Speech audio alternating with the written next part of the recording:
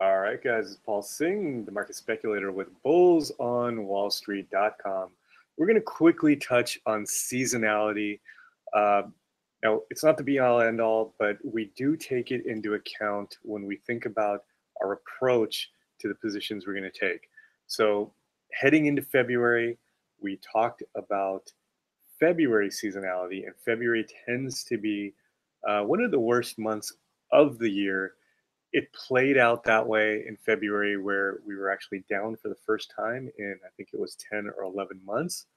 And now heading into February, we're going to take a look at March. And March tends to be a pretty good month, as does April. So if we pull up this article here, which is pretty good, that just came out on on marketwatch.com.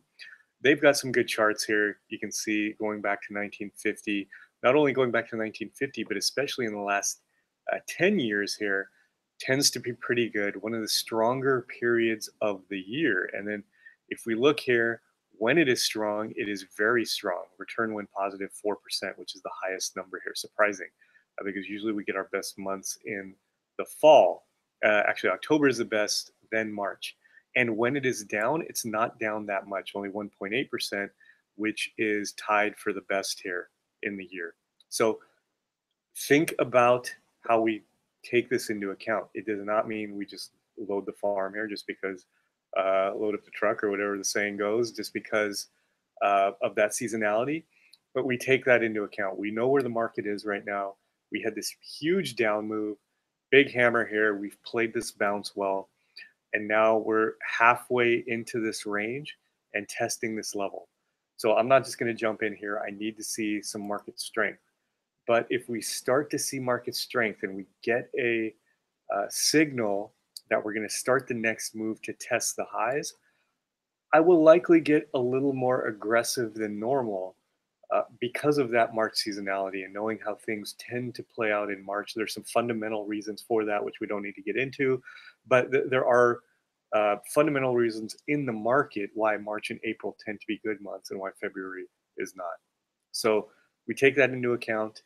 We look for the big move up here, and same goes for the Qs, which is showing relative strength, which means we can focus on tech. So think about the FANG stocks, the semiconductor stocks here, as we're testing highs, pulling back. We're above these moving averages where SPY was down. So if we do get that strength, and the other positive, I won't pull up SPY again, but you can see it on the Qs, we're getting good volume pattern as well. The volume pattern good on the upside, low on the downside. So as the market pulls back, it's been lows.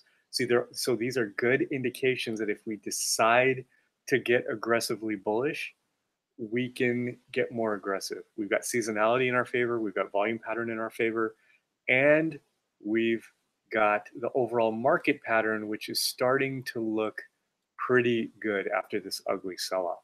So keep that in mind. We're going to revisit this in a few days when we get to the weekly swing. So, those of you who haven't signed up on already, go to bullsonwallstreet.com, sign up for the free weekly swing. We'll go over some stocks we really like. But for now, just know that the overall market is looking pretty good, even though we've had a 2-day pullback.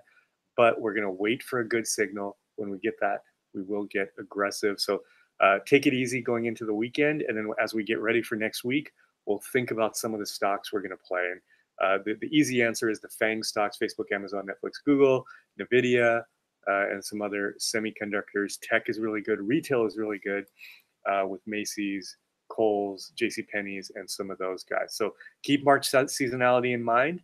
And when you get the market signal, get aggressive.